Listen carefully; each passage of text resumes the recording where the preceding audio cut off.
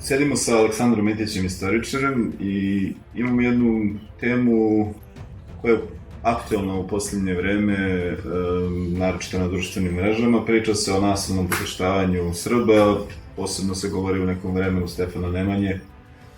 Da li ima istorijskih potvrda u nekim izvorima da je toga bilo? Koliko ja znam i koliko sam proučavao tu temu, a proučavam malo duže vreme, možda 10 godina sigurno, od su se kod nas pojavile raznorazne te rodnoverne priče, organizacije i tako dalje. Nije mi poznato da postoji nijedan relevantan izvor, uopšte nijedan izvor, pogotovo ne primarni izvor koji govori o tako nečem. O nasilnom pokrštavanju, nazovi pagana u hrišćanstvu u vreme Stefana Nemanje. Toga ne. Prema podacima koje imamo, u koje vreme su Srbi primili hrišćanstvo? Deo Srba je svakako primio hrišćanstvo još u apostolsko vreme, znači od apostola Pavla i njegovih učenika Tita i Andronika. Tada su i formirane prve crkve na prostoru Balkana i Podunavlja, to su takozvana Solinska i Sirmijumska crkva, koji su bile starije od rimski i od carigradski, odnosno konstantinopolski, konstantinigradski, tako je, zavisi kako zove. Kod nas postoji u srpskom narodu, pogotovo na Primorju, postoji predanje o apostolu Pavlu, što svedoči da taj narod koji je primio hrišćanstvo u to vreme, odnosno da njegovi potomci danas žive tako. I da smo mi u stvari tako. Pored toga što imamo predanje o apostolu Pavlu na Primorju, mi imamo i u Srbiji, na Staroj planini takođe predanje o apostolu Pavlu, a postoji u srpskom narodu i predanje o drugom apostolu Andriji, kao i od nekim njihovim učenicima koji se takođe smatraju za apostole, o Titu, Androniku i tako drugim. To možemo kažemo recimo da se u onoj Pećinskoj crkvi kod Pirota ikona, odnosno predstava, freska koja se zove Ćelavi Isus, u okolini, u tom narodu, ponekad se kaže da je to u stvari apostol Pavle. Da, njega su obično na freskama prikazivali kao bez kose. Znači, sigurno se ne radi o Isusu. Da, to je sasvim moguće, znači predanje. Taj proces je kad završen? Pa taj proces primanja hrišćanstva je završen negdje u 9. veku misijom Ćirila i Metodija. Znači, nema nikakvih osnova da tvrdimo da su postojali neki, ajde kažemo neki staroverci, kako bih sad nazvali, ne znam ja, termini su razni, koji su primili hrišćanstvo tek u doba Svetog Save. Znači, tad su svi bili hrišćani. To da su neki običaji opstali u hrišćanstvu, to je svima dobro poznato, stari običaji, to je normalno kod svakog naroda, ne samo kod nas. Kod nas je malo više izraženo, zato što smo imali narodnu crkvu i tako. Pa i u vreme Svetog Save ona je bila neki spoj između tih starih kultova i Hristovog učenja. Možemo da zaključimo da je u nekom periodu bilo nasilnog nametanja hrišćanstva ili ne?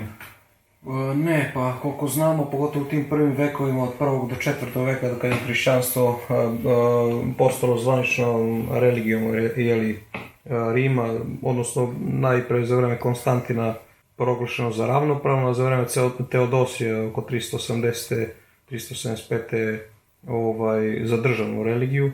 Znači, mi koliko znamo u to vreme je bilo samo progona hrišćana i bio jedan potpuno suprotan pravac, a ne obrnuto da su hrišćani. Dok nije postalo zvanično. Da. Posle proglašenja hrišćanstva za državnu religiju 375. u vreme Teodosija imamo jedan kraći prekid u, ajde da kažemo, tom hrišćanskom carstvu, znači novom rimskom carstvu koje je bilo hrišćansko. To je u stvari u vreme takozvanog cara Julija Otpadnika, koji je pokušao da vrati da kažemo paganizam, da se tako izrazimo. Međutim, u vreme već Justinijana, znači u 6. veku, završeno sa svi tim starim paganskim kultovima, jer je Justinijan i zatvorio akademije stare paganske u Atini i drugim gradovima na prostoru današnje Grčke. Tako da u tom periodu već za vreme njegove vlade svi su bili hrišćani. Možemo da kažemo da je jedan deo nakon oslobađanja, znači, srpskih prostora od rimske vlasti, jedan deo tog naroda, našeg naroda, odnosno te vojske koja je došla sa severa, što naši istoričari tumače kao velika seoba Srba ili Slovena. Možemo da kažemo da jedan deo njih jeste bio, da su bili pripadnici tih starih kultova, stare religije, mada ni tu nismo 100% sigurni, ali znamo da je i arijanstvo bilo severno od Dunava, arijanci su bili hrišćani, znači moguće da su bili i arijanci, mogli su da budu i, da kažemo, pagani, znači moglo da bude svašta, ali već od 9. veka, znači to je završena priča i svi su bili hrišćani, to je sigurno.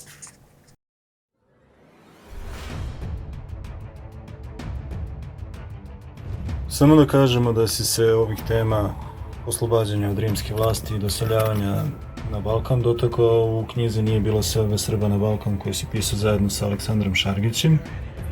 I ovu knjigu naši zainteresovani gledalci mogu naručiti direktno od tebe na telefon 062 847 3726.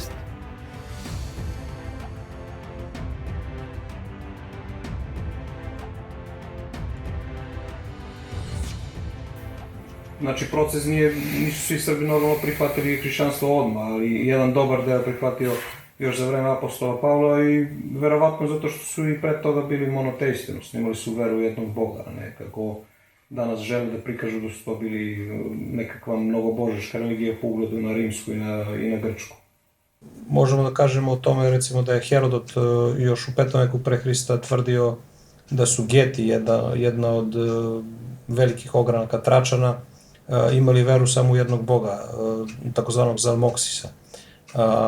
Kada znamo podatke Teofila Kasimokata iz 6. veka, koji kaže Geti su isto što i Sklavi, odnosno Sklaveni, Geti su drugo ime ili starije ime za Slavene, a Prokopije kaže Sklavi imaju veru u jednog boga, gospodara Munje, možemo vrlo lako da povežemo da su Geti i Sklaveni isto i da oni od uvek, znači još od prastarih vremena imaju veru u jednog boga, tako da Srbi su i pre primanja hrišćanstva bili monoteisti, zato su i u stvari vrlo brzo prihvatili Hristovu nauku, već u vreme apostola, znači u 1. veku.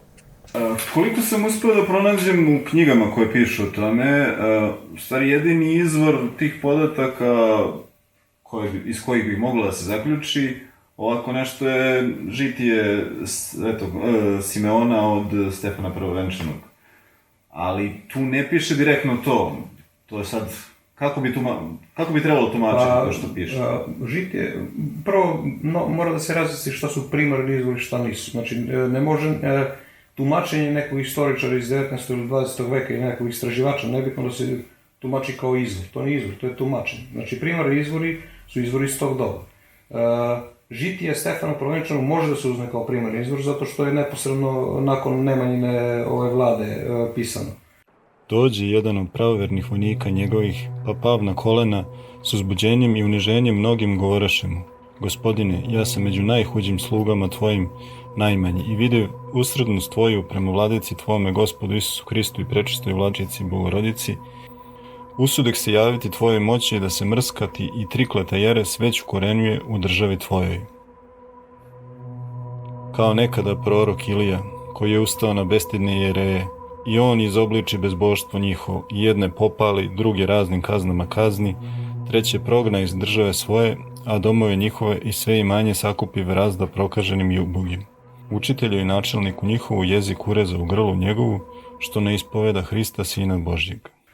Međutim, u tom žitiju se uopšte ništa precizno ne kaže. Tu se kaže, ajde da parafraziram, znači došao je neki vojvoda, rekao Nemanji na saboru da se u njegovoj državi pojavila neka jeres, da nasilno prevode ljude na to, znači hrišćanska jeres, ne nekakvi pagani.